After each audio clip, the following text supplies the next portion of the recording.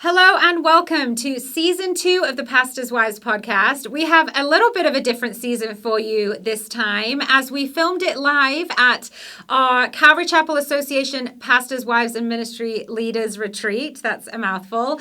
But we gather together in Southern California every October to be refreshed and encouraged and equipped. And this year we had an amazing time together and we pulled in various pastors' wives from all over the world and we had conversations with them about life and ministry and all the things. And so we're excited for you to hear those conversations this season. But on today's episode, we are actually airing a question and answer session that we had with Alisa Childers. She was our special guest at the retreat last October. And so we're excited for you to hear a lot of questions that we had from you guys where we dived into deconstruction and raising kids and colleges in this postmodern world and all those kinds of things. And so this is a great conversation that we had with her, and we're excited for you to hear it. So we hope you enjoy today's episode.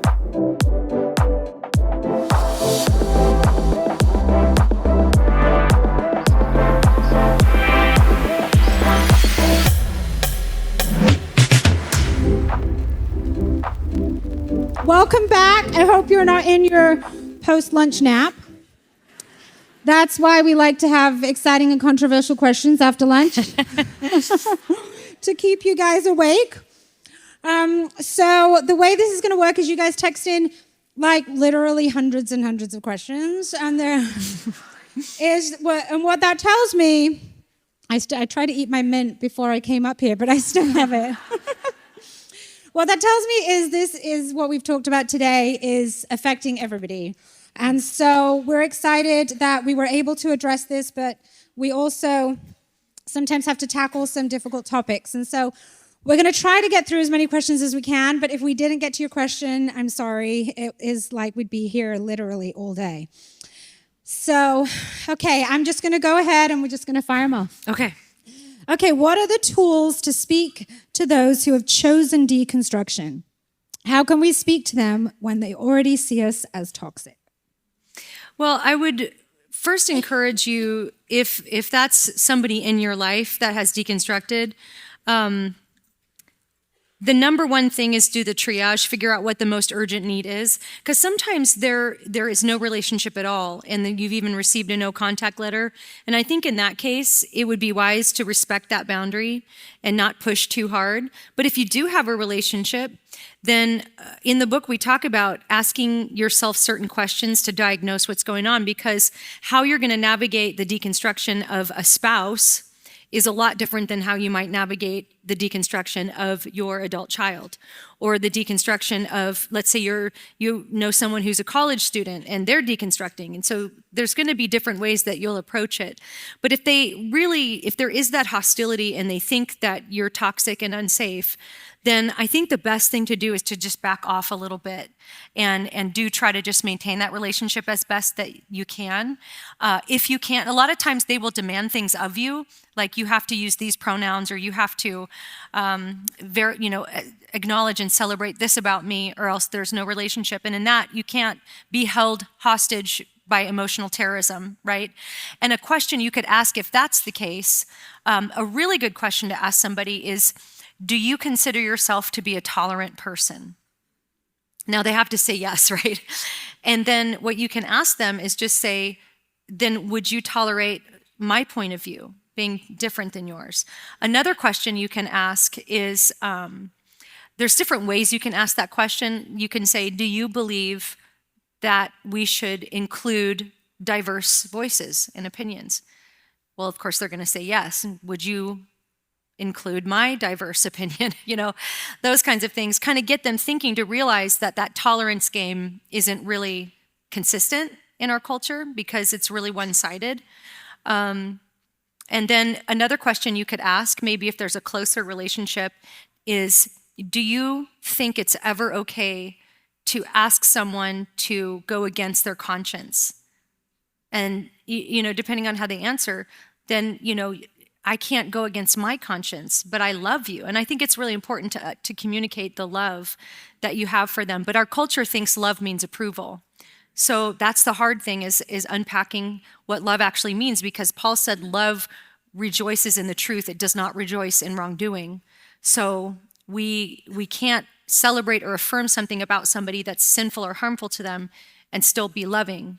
So these words, it's hard because you can be talking past each other by the way you define words. But I really do think it's okay to back off and just assess that most urgent need, whatever it might be. That's excellent. Okay, this one says, should I have women who are leading Bible study learn about the deconstruction movement? I'm assuming this is because a lot of Calvaries, they have, the pastoral staff and their wives, but then they have many, many women that lead small groups during the Bible study. So it says, I have women in our fellowship saying their adult children see them as toxic and abusive, very hurt, and I'm assuming this means our women are very hurt, and our women leading Bible studies don't know what this movement is. Yeah, I would really encourage you to equip any of your staff that's going to be ministering to the average person of the church, because this is really what's affecting most people, and for them to be able to understand what's happening would be really a good idea. One of the things that we do offer is a 6-week curriculum on the deconstruction of Christianity. So my co-author, Tim Barnett, and I got together in Nashville. We shot 6 videos, and you could get all of your staff together, even read through the book, and then go through the 6-week curriculum where you meet once a week, you watch the video, you discuss, everybody gets their own participant guide. And hopefully we've produced that resource to help equip the church to be able to know and understand what's happening to a lot of the people in the pews. Because the thing about deconstruction is there isn't just one thing that triggers it. In fact, in the book we talk about there's sort of the foundation that you have to begin with, because really we wanted to answer the question, how is it that 2 people could grow up in the same church, even the same home, with the same parents, even have the same different kinds of triggers, maybe the same experience of hypocrisy or abuse or whatever it is, and yet one becomes a stronger Christian and one deconstructs. And our best attempt to answer that question was that it really has to do with the foundation that you start with, and then the trigger or the crisis that triggers the deconstruction. In my case, I think I didn't deconstruct because the foundation that I had was pretty strong, and it was a very real faith. It wasn't just like I went along with it because my parents did it, or that's what I grew up with, or I liked it, it was a very real relationship with Jesus that I had. So that foundation, when the crisis point came, it shook it and it rattled it, but it ultimately didn't cause me to deconstruct. Whereas there could be somebody even growing up in the same environment where a similar crisis could cause a deconstruction if they didn't have the same kind of foundation. So understanding those types of things, because a lot of people who deconstruct are very legitimately wounded. There was a man I spoke with whose wife was in deconstruction, and they had just been through 3 really significant, very real instances of spiritual abuse, one of which was a really famous one that, one of the scandals that broke, and they had landed there right after the one before that, and she just didn't feel safe in church at all. And so how you might walk with somebody like that and know how to minister to somebody like that's going to be different than if it's just good old-fashioned rebellion, somebody doesn't like biblical ethics or something like that. Both of those can be involved in deconstruction. So I think it is important to understand it, and you can equip your staff, hopefully with that resource. You can go to Tyndale.com to get those resources. I think they're also available on Amazon. So. Okay, there's a few questions that kind of go along the same lines, talking about college students, their kids in colleges. Do you see this trend of deconstruction happening in colleges, and how do you kind of guard your child who's going off to college from, falling into these traps? Right, so this may not be a very hopeful or encouraging answer for you, but colleges are deconstruction factories. That's really what they are, and the Christian colleges are deconstruction factories. There are more people who have been deconstructed at Christian colleges than at secular colleges. So I think that we have to reorient our mindset on this. You don't have to send your kid to college. In many cases, even in the most Christian of colleges, they're being completely taken over by critical social justice, which is very postmodern. So they're really, whether they say it outright or not, they're being taught to reject objective reality and being taught to go inward to what somebody feels oppressed or, liberated by.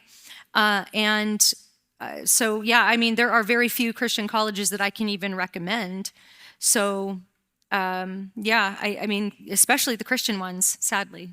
Can you talk a little bit about critical theory for those that aren't familiar with the term, and kind of what it might be looking like? Critical theory is the umbrella term from which flows different types of critical theory. So you've probably heard of critical race theory. There's critical queer theory. There's critical gender theory. And what all of these different types of critical theories do is whatever the subject is, whether it's gender or whether it's sexuality or race or whatever it might be, they analyze that through the lens of oppressed versus oppressor. So, for example, queer feminist theory or queer feminist theory would approach the entire world through the lens of female oppression. So they'll even read the Bible that way. To where they'll look for just the female liberation and oppression in the Bible. So the dangerous thing about that is it's not the same thing, but it's related to something called liberation theology, which views the whole biblical lens through that oppression narrative, but it erodes the gospel because ultimately what the Bible becomes is a story of liberating the oppressed rather than liberating, the sinners, right? So the sin and redemption narrative gets replaced with oppressed versus oppressor narrative. So Jesus becomes a social justice warrior, and his atoning sacrifice on the cross no longer is substitutionary, satisfying the wrath of God, but an example of him speaking truth to power and getting crucified over it. Those are two very different things.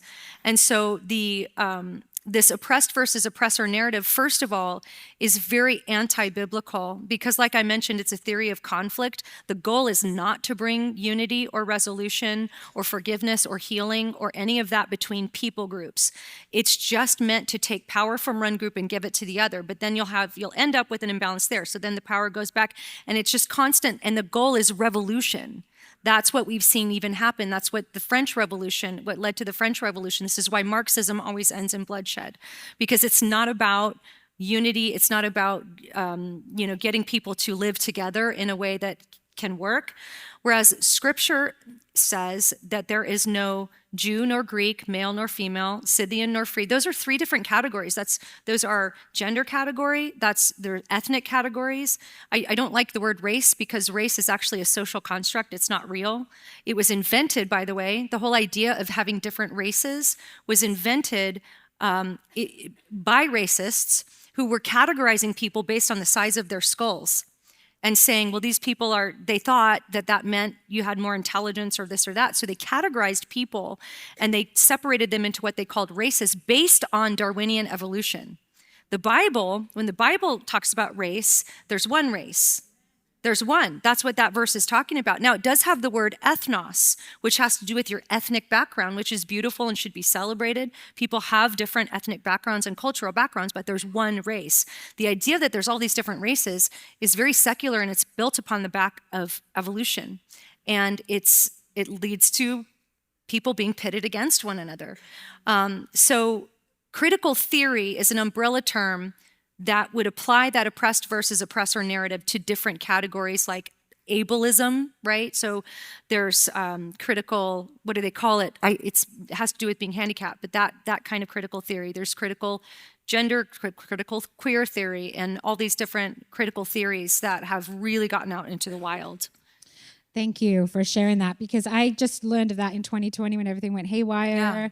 And it was, I think, it wasn't like invented in 2020, but I think for a lot of people, it revealed kind of where they had adopted these things, maybe unknowingly. So I think that's important to know. Okay, the next question is, do you see a pattern of Calvinist, Reformed churches, people probably falling away from the faith or deconstructing? Is it common in Reformed circles? It's common everywhere. So people are deconstructing out of every possible type of evangelical upbringing. In my observations, different streams of evangelical churches have different vulnerabilities. And the Reformed Calvinist vulnerability would be more that critical theory vulnerability, whereas I think more charismatic churches might be more vulnerable to an NAR influence, or everybody's vulnerable to progressive Christianity. But that is the one thing, because Reformed and Calvinist churches have such strong doctrinal guardrails, they're probably not going to be all that vulnerable to somebody coming along saying, Jesus' sacrifice wasn't substitutionary, or it was, that would be off the table for a Reformed Calvinist. But where they would be vulnerable would be when people come in starting to say things like, well, hey, we need to do better when it comes to justice. And that sounds good. And of course, everybody wants to do justice. But adopting bad definitions of the word justice, I see the Reformed Church being maybe vulnerable in that area. But no, I wouldn't say that Reformed and Calvinist people are in the foxhole with us, right? We are all on the same team when it comes to fighting progressivism and defending the gospel.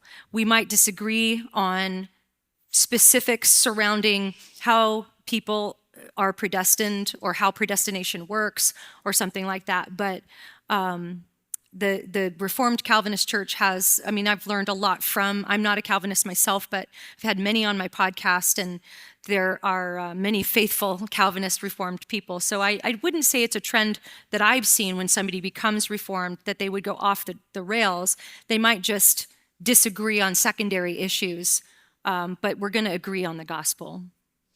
Okay, there's several questions about church hurt, abuse in church. It says you mentioned abuse, and there are people who have been legitimately harmed by the church. How do you acknowledge those hurts and still point back to the command and need to stay in fellowship? Well, I think it requires a lot of wisdom. So there are going to be people in your life that just really don't feel safe in church.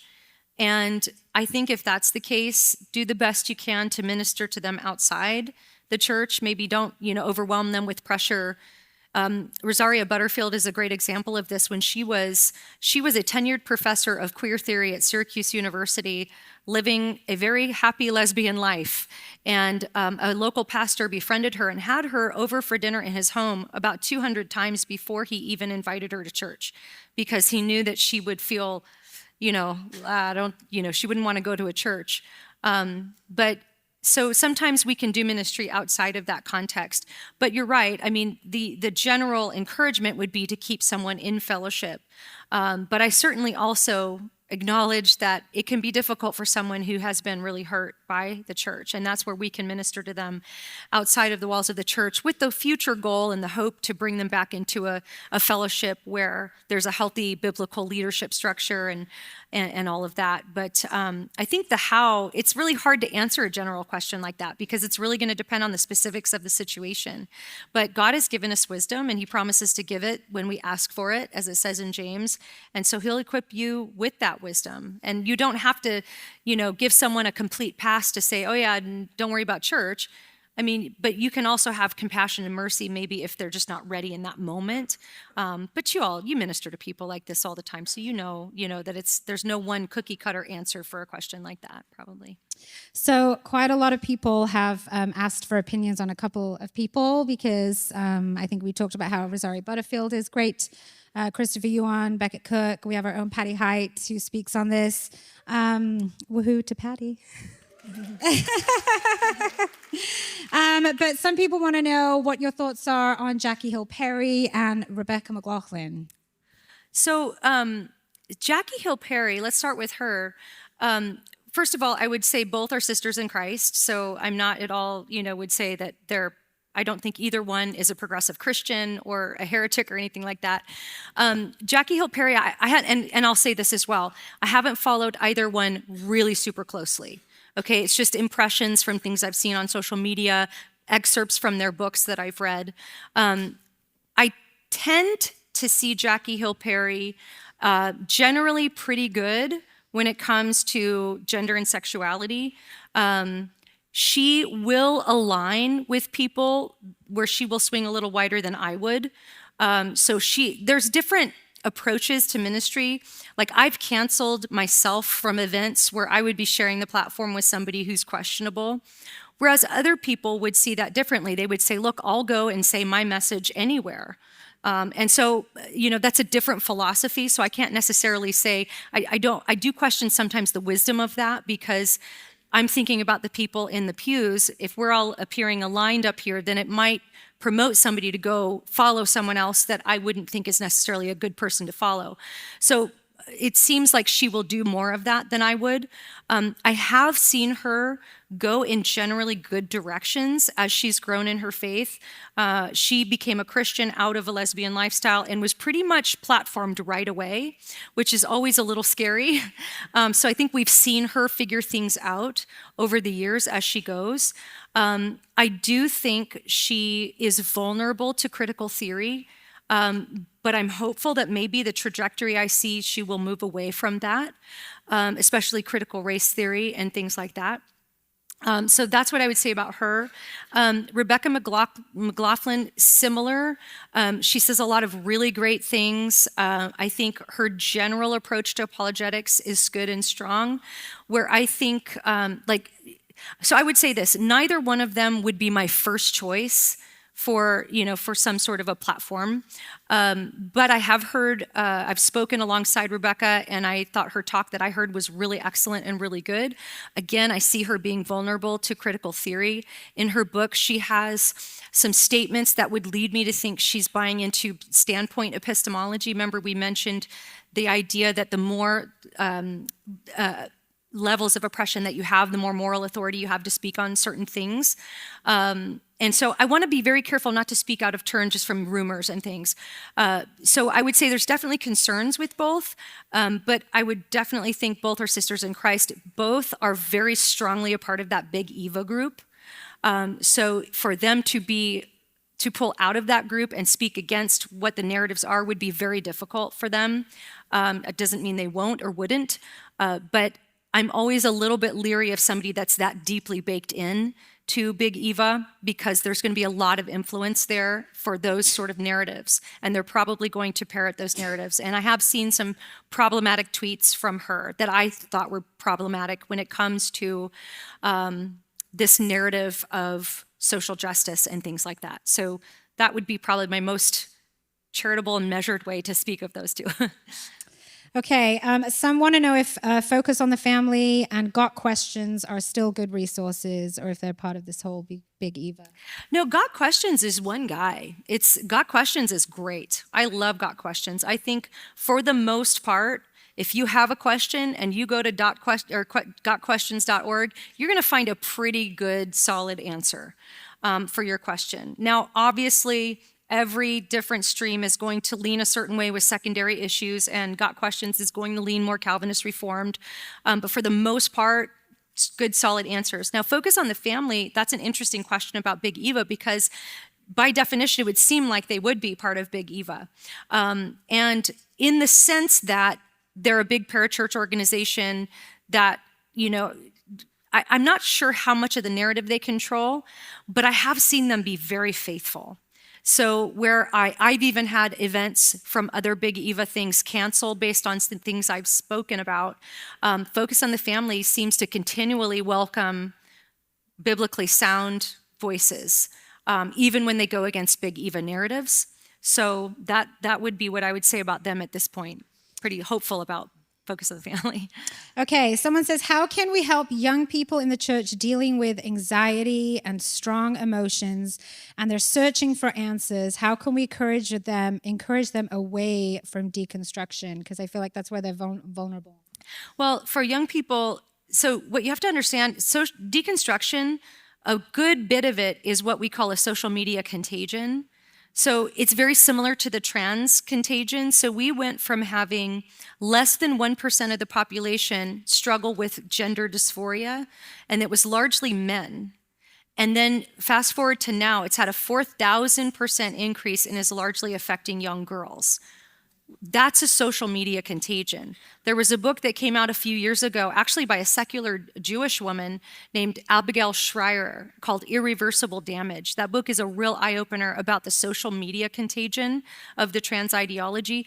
I really think deconstruction works very similarly. So teenagers that, listen, we're all in the screen battle together. No judgment here. It is hard. But I would really, no matter what you decide to do for your young person regarding a phone or a screen, I would strongly urge against social media. Because social media, I mean, that's different. You don't even have, you can give them a phone and don't give them access to the internet. But social media is so corrosive when it comes to deconstruction, when it comes to all of the ideologies that are sweeping up our young people. And that's where the anxiety is coming from as well. There was recently some research done by Barna in association with Impact 360 on Gen Z. And I think Jonathan Haidt's book, he's also not a Christian, but noting the anxious generation is largely due to the screen time and the social media influence. And the number one emotion that Gen Z reported, according to this Barna study, was tiredness. They're tired and they're being exhausted, and they are a little bit more fragile. That's the other thing too, is people they'll use that term snowflakes, which is like a derogatory term, but they legitimately are more fragile because they are also the most protected generation. They haven't had to go out and do dangerous things and, take risks. And so they are anxious, they're tired, and they're a bit fragile. And so I think as parents, the best thing we can do is to put them in positions where they have to figure things out, where it's not exactly safe, and I don't mean do anything stupid or, but our generation tends to, well, we have I shouldn't say our generation, because we have a good mix of generations in here, but my generation that's parenting Gen Z tends to really overprotect and helicopter parent, which has made them kind of unable to make decisions, to want freedom and things like that. So I think being really careful with the phones and the screens, and also letting them have experiences that are hard is also really important, because that's the one thing we tend to try to protect them from, which is making them more anxious and fragile. Kind of random, but it's so hard to keep kids off of social media when they have friends and all the things. And we caved at I think 15 and a half or 16 with my son. And I was like, well, the only way you're going to have it, Instagram, is if I follow everybody for you. So I followed every Christian that I love, every apologist, everything. And I cannot tell you how much he now knows about apologetics and arguments, because you're on there, and Greg Kokel and, Tim Red Pen Logic, because he loves to debate and he loves to find the flaw in things. And so when we know that we have the truth, it can stand up to challenge. And so so that was my one trick. Well, you have to be careful. I will say this too. There's always, how they say there's always a workaround. We thought we were super smart when we finally gave Dylan a cell phone. And, there are amazing parental controls on the Apple phone. There really are. You can I can shut her phone down right here, right now. It would be fun. We could just do that. But you can, we had it, she's 16 tomorrow, so we've released a little bit of freedom, but for up until just recently, she had no access to anything outside, no internet, nothing, no search engine, nothing. And we thought we were super smart, because we set it up to where her phone completely shut off at 8 p.m., except she could text me and her dad, and she could do the Bible app. Oh, I thought I was so smart. Then I come to find out you can make a profile on the Bible app and talk to other people. So she and her little friend were talking after, they got put in bed. And then her little friend got so convicted, she confessed. And so even the Bible app, but it was interesting. I told that story once at a conference, and a young lady came up to me and she said, you have to be so careful with the Bible app, because pedophiles will go on the Bible app and make profiles and catfish these young girls, these young Christian girls. I know, but you cannot be vigilant enough with this. The one I didn't know about was Pinterest. The only thing we ever let him have when he got a phone late was Pinterest, and people talk on that and get into And all if you kinds of have things. And I was one, like, yeah, I we thought it learned was that like one the hard way candles too. and decorating. Yeah, no. I thought it was like cookie recipes. I know. We did also finally allow Pinterest. And what I learned the minute you add Pinterest, if they have Pinterest, they have TikTok. Yeah. Because all the TikTok videos are on Pinterest. Yes. So, yeah.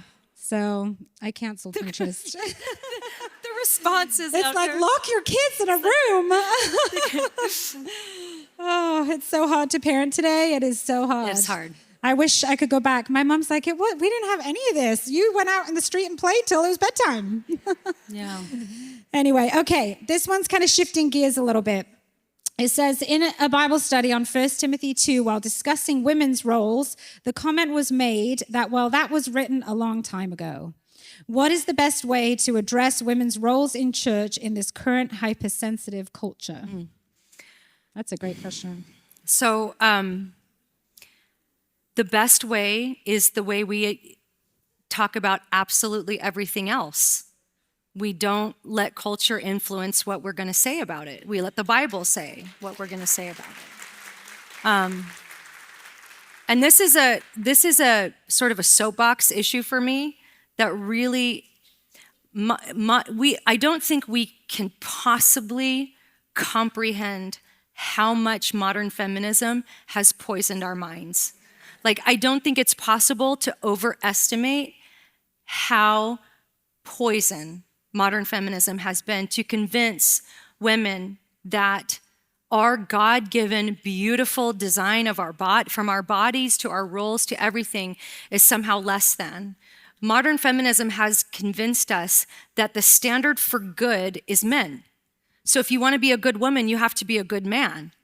I mean, have you noticed this? In the movies, you have, for a woman to really be a real woman, she's got to beat up a bunch of guys, which is crazy. Remember when you weren't supposed to hit a woman? And now it's portrayed as a fair fight.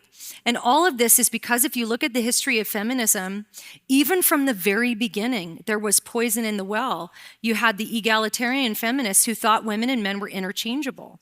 And so Elizabeth Cady Stanton wrote the Women's Bible, which was, by the way, just basically feminist liberation theology, and convinced a whole bunch of women that it's not enough to just have the right to vote or own property or be educated, but when women got what they wanted, it's like, well, hey, now men can have sex with whoever they want and they don't have to get pregnant and be at home, so we shouldn't either. So then it became about abortion and what they called reproductive justice. Well, women got what they wanted with that too, but women were still choosing to stay home and be mothers and stay-at-home moms. And the feminists were like, well, something must be wrong. It must be systemic. So it's the patriarchy. Women have internal misogyny and all of this. And so then convinced a whole bunch of women that to be a mother and to be a wife is like a less than thing or some sort of a afterthought you do after you sit in a cubicle for 10 years. I don't know.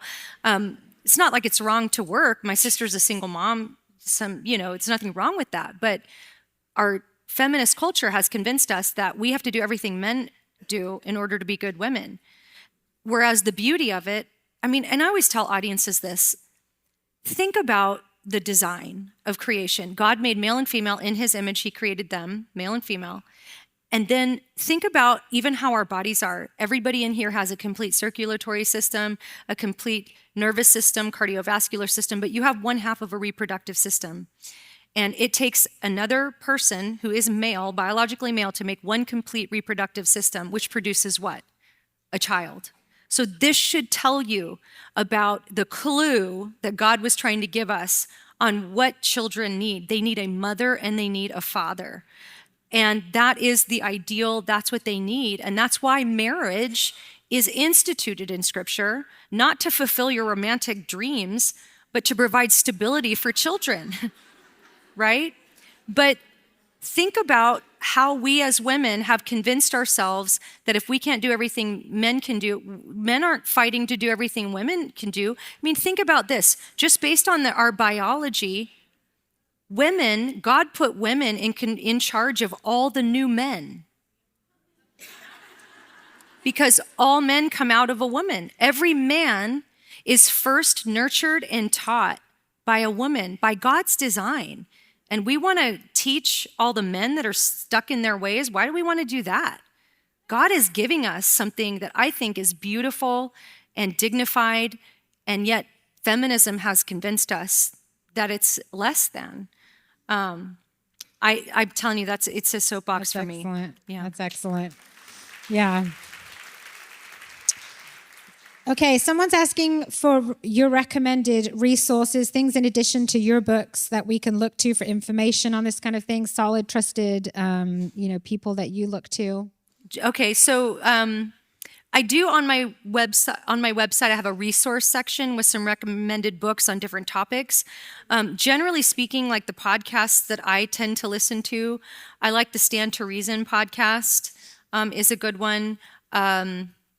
Let's see. I work a lot with Frank Turek. I Don't Have Enough Faith to Be an Atheist podcast.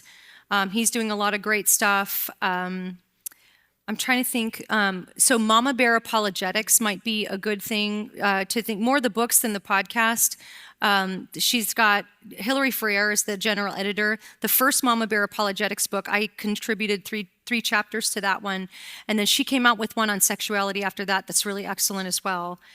So Mama Bear Apologetics is a good resource. Trying to think of, there's so many good books and resources. I think it's Natasha Crane. Natasha Crane. Yeah, Natasha Crane has a lot of books on how to talk to your kids about some of these more difficult topics. Mm-hmm. But recently she's really been addressing more the church at large about not letting culture gaslight you and being a real Christian in a chaotic culture. So she's really good as well. And they do a podcast together, right? The Unshaken Faith podcast. Yeah, that's a great one to follow. Weekly, shorter, 15 to 20 minute episodes. Yeah, I really enjoy those. Okay, someone says, what if your child might be struggling with same-sex attraction, although denies it, but the tendency is there? How would you approach that? Well, I would want to ask a few clarifying questions, like how old is the child? If the child is 7 or 8 years old, there's a good chance they'll just grow out of it. It's probably, in fact, we know statistically that even with gender confusion, it's something like 70+% grow out of that by their 20s. So even if they were confused about their gender as teenagers, once they kind of get through puberty, that tends to resolve itself in 70% plus cases. Now, if you see tendencies but they're denying it, I wouldn't make a big deal about it. Because one of the things that I think is so important that a lot of people maybe don't realize is that your sex is determined by your body, and you can reinforce that to your kids. I actually think kids are relieved to know that because they're being told in kindergarten that they have to choose their gender, make one up. I mean, who knows? They can't even define what gender is, but you're supposed to come up with one in kindergarten.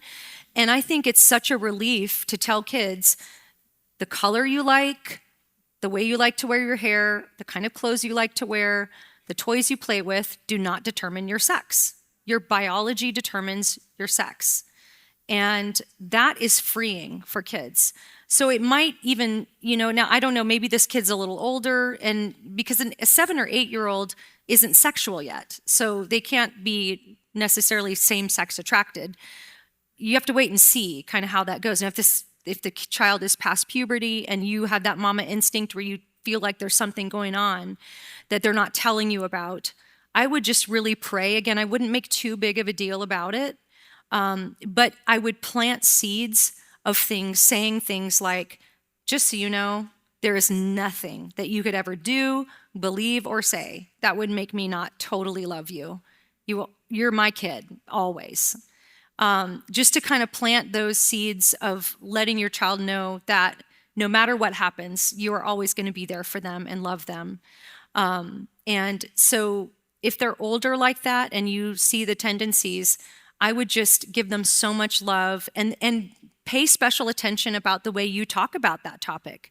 Don't be making, we shouldn't be doing this anyway, but don't be making jokes about people. Don't be using slurs to describe people. Let them see the love. Let them know what you think, what the Bible says about things, but let them also match that with how you live, with how you talk about that. So that if they did struggle, hopefully the goal is that they would feel safe enough to be able to talk to you about it, and that you could disciple them in that area. But I wouldn't be necessarily bringing it up all the time. But again, it's hard to answer a general question like that without more specifics. But that would just be my kind of broad answer.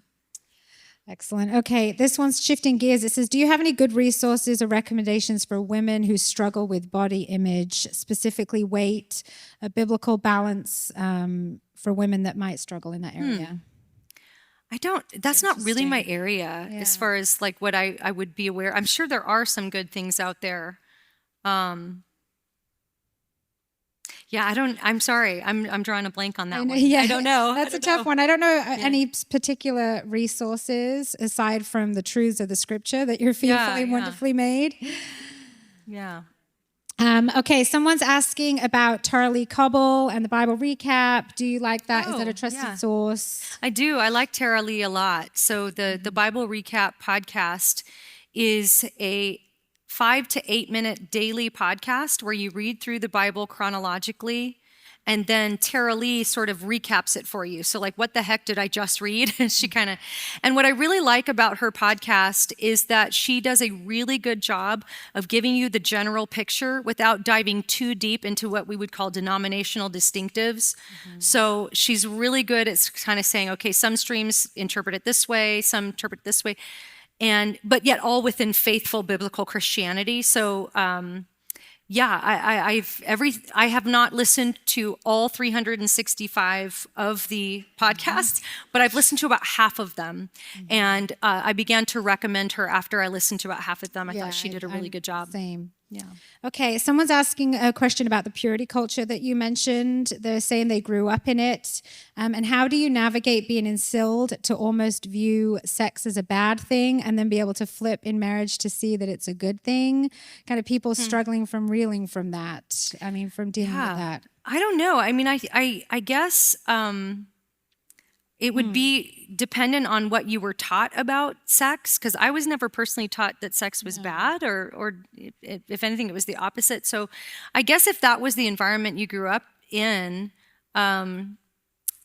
maybe talk to some people around you that are a little further down the road that can maybe disciple you in that area and help you, point you to the scriptures on those things. And I have heard stories, though, of, maybe where they'll do examples like plucking all the petals off the rose and you can't put the petals back on the rose, which obviously was a swipe at the girls, not necessarily the boys. Yeah. And so, I think there were some abuses for sure in purity culture. And if you were taught that sex was bad or a negative thing, then that probably will take some, unpacking psychologically, I think, to see things in a different way. But that's probably going to be a discipleship issue with maybe some good biblical counseling that somebody can walk along with you with those things. Someone's asking with their family, how young of children should you start kind of introducing some topics? How it's saying kind of like what age is good to start talking about these things? Very young.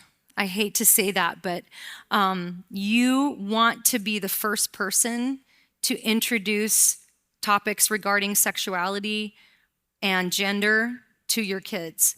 For example, when Dylan was 8, I said, and I've made a lot of mistakes with parenting, but this is one thing I think we did well, and I'm glad we did this.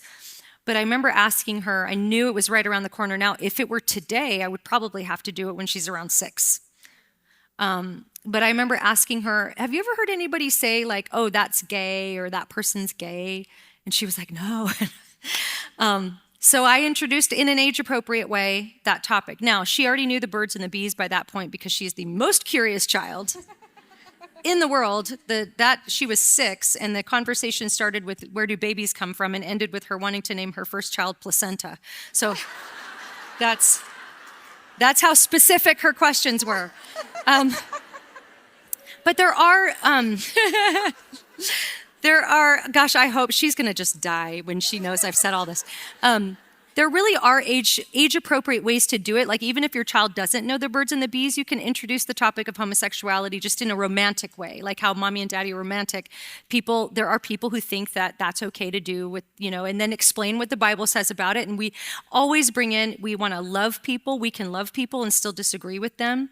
And you know what? I'm so glad we did that because that opened the conversation for the trans conversation.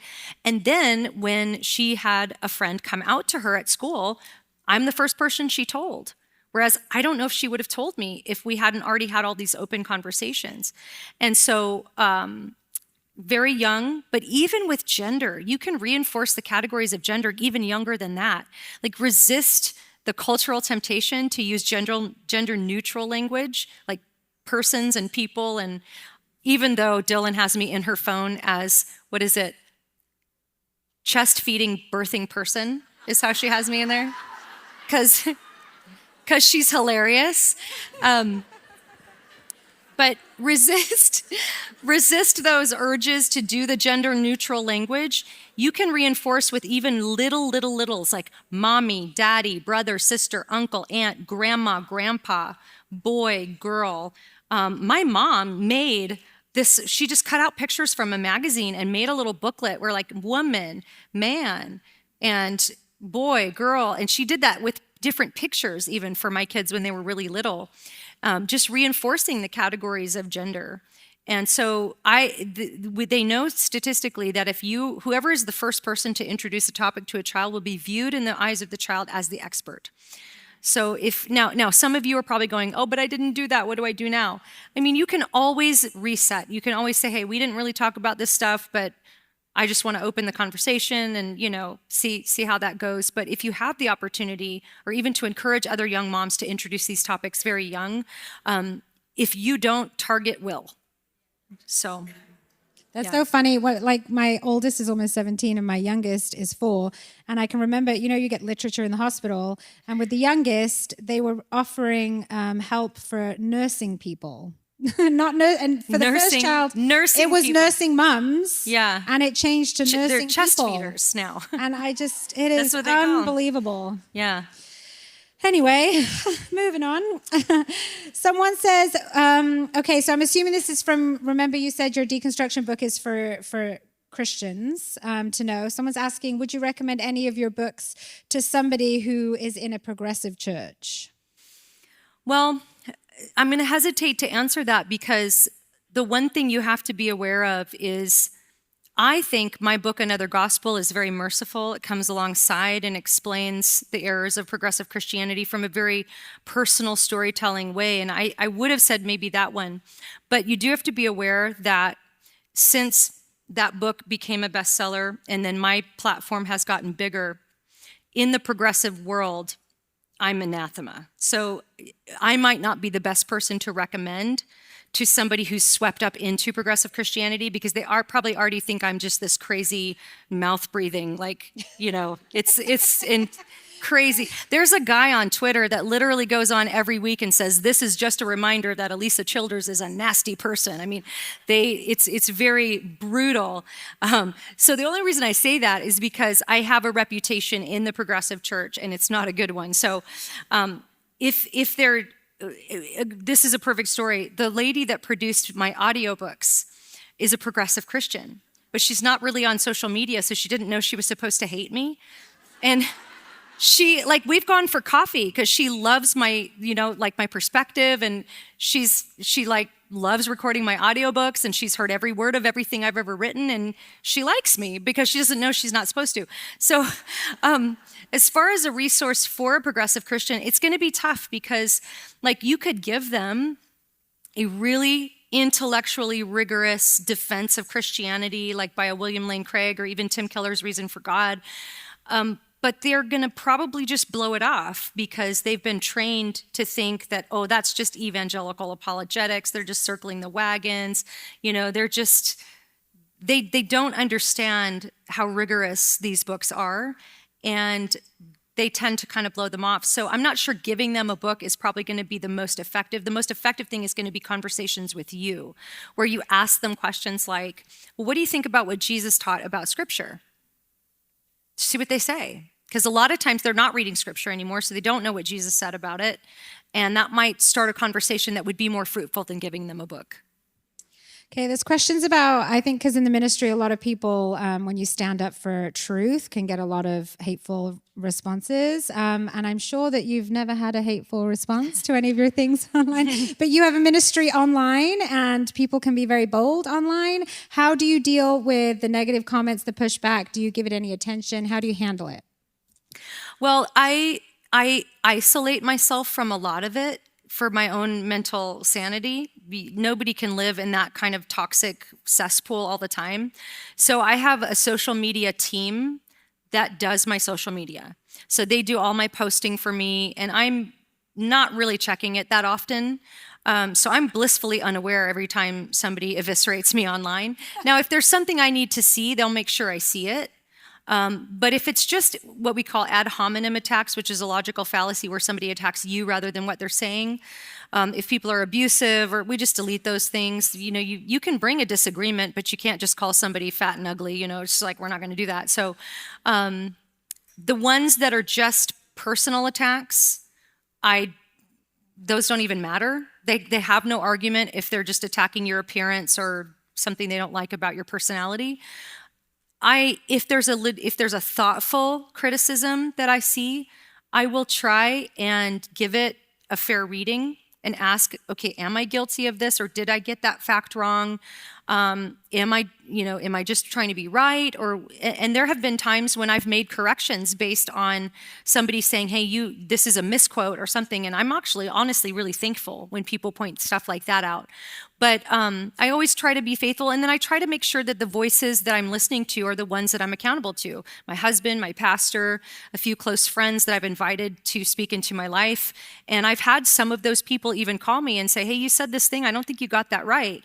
And I've always been thankful for that from those people that I've given that permission to be in that, but you can't give the whole world that permission, or else you just go crazy. So I try to always remember that I am posting for one person, and that's the Lord. Like, that's the person I'm going to have to be face to face saying, okay, here's why I posted that. So it's Os Guinness' book, The Call. He's got a great quote in there about the audience of one. And if we can all get that mindset, it will make you a lot bolder and a lot less worried about the nasty things people say. And this is going to have to be our last question. We have just so many. So I would encourage you, if you didn't get your question answered, Alisa probably has a video on it. So check her podcast out. This one says, how do I approach my brother when they tell me not to pray for them or talk to them about God in any conversation? How do I tell them the gospel? So if someone told you that, do you respect their boundaries? Do you never bring up the Lord? What would you suggest? So I would generally say respect the boundary, because, again, now you're back in triage mode. You want to be able to stay in their life so that when the door opens, you will be able to speak into it. I have someone in my life who said that to me. This person is fully deconstructed. We have to be around each other at holidays and things. And this person said, we are not talking about religion, and we are not talking about politics ever. And for 14 years, I've respected that boundary. But the Lord has done so many sweet little things to find common ground between us, where I can show this person love, where I can show this person compassion. And the Lord has really bridged a lot of those divides. And it's even gotten to the point where we can sort of touch on those topics again. And so I think, generally speaking, it's good to respect that boundary if they've been that direct with you, because at that point now, you're trying to maintain the relationship, because you could just push them entirely away, or you can be strategic and look for the long haul, and know that maybe you'll get to do a little bit of gardening, watering the seeds, maybe doing a little cultivating. If not, if you can't do the harvest, that might come later. But that would be my advice. And we even say that in the book too, is a lot of times people in just deconstruction will make very strong boundaries with you. Now, again, sometimes you can't do it. Like if you've invited a family member over for Thanksgiving and they say, well, I'll come as long as you don't pray before the meal. Well, you can't do that. If they can choose to come or not, you don't need to compromise your life, and you can't let them hold you hostage to emotional terrorism. But as best as you can, as depends on you to live peaceably with them, I think it is okay to respect those boundaries. Can we please give a huge thank you to Alisa? Thank you. Yeah.